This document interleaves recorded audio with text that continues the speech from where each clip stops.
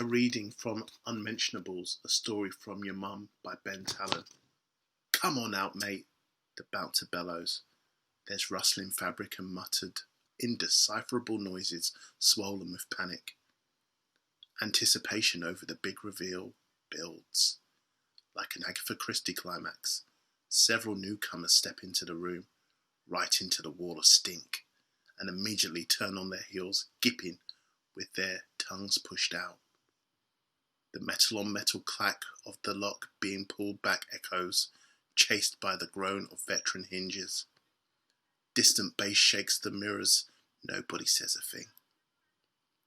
Then there's a big frightened eye at the cubicle door, twitching, alive, when 10 minutes ago it was only half open from the drink. His cannel red fringe basted to a wet white forehead like herbs on a turkey.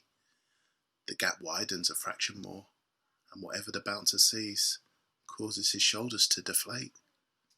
A new, but equally reviled, queue has formed by the time the door finally opens, revealing a tall man in a navy and white check shirt, with an indie haircut in disarray. His eyes, which none of them can see because he stares at the floor, are wild and hyper-aware of being studied, vilified in thought. The body of the soleless shoes are around his calves, bare feet slapping the broken tiles, wet patches on his jeans.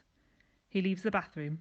The waft that trails him triggers a chorus of moans and yelps from the queuing women, and he is gone.